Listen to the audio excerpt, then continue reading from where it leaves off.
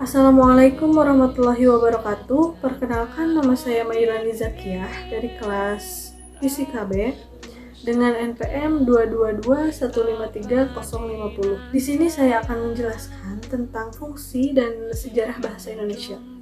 Fungsi bahasa Indonesia dipandang dari penggunaan terbagi menjadi dua. Yang pertama secara umum dan yang kedua secara khusus. Nah, yang secara umum itu terbagi 4. Yang pertama sebagai alat mengungkapkan atau mengekspresikan diri. Contohnya, kita dapat mengekspresikan atau mengungkapkan perasaan atau gagasan atau ide melalui bahasa. Yang kedua, sebagai alat komunikasi. Contohnya, ketika kita meminta bantuan kepada orang lain, kita harus menggunakan bahasa yang dipahami oleh orang tersebut. Yang ketiga, sebagai alat berintegrasi dan beradaptasi sosial.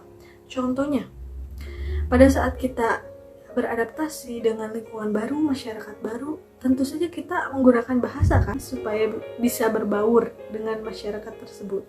Dan yang terakhir sebagai alat kontrol sosial, contohnya mengikuti diskusi, ceramah, orasi, dan lain-lain. Fungsi bahasa secara khusus. Yang pertama, mengadakan hubungan dalam pergaulan sehari-hari. Contohnya, menggunakan bahasa saat berkomunikasi. Kedua, mewujudkan seni. Contohnya, menggunakan kata denotasi atau makna tersirat. Yang ketiga, mempelajari bahasa-bahasa kuno. Nah, ini untuk mengetahui asal-usul budaya yang dapat ditelusuri melalui naskah kuno atau penemuan prasasti. Nah, dan yang terakhir, mengeksplorasi ilmu pengetahuan dan teknologi. Sejarah bahasa Indonesia. Bahasa Indonesia adalah bahasa resmi Republik Indonesia dan bahasa persatuan. Diresmikan pada tanggal 18 Agustus 1946 bersamaan dengan berlakunya Undang-Undang Republik Indonesia 1945. Dari sudut pandang linguistik, bahasa Indonesia adalah salah satu dari banyak ragam Melayu. Ragam yang dipakai sebagai dasar bagi bahasa Indonesia adalah bahasa Melayu. Pada abad ke-19, bahasa Melayu merupakan bahasa penghubung antar etnis dan suku-suku di Kepulauan Nusantara. Selain itu juga perdagangan internasional.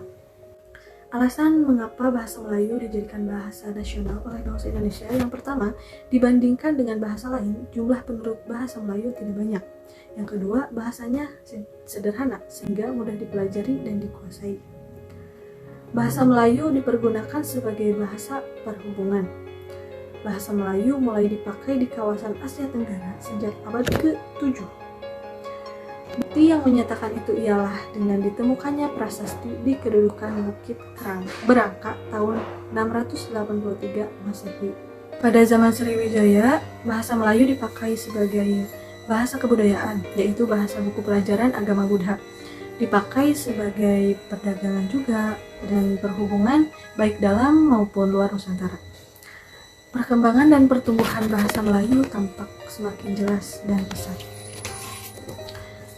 Bahasa Melayu menyebar ke pelosok Nusantara bersamaan dengan menyebarnya agama Islam di wilayah Nusantara.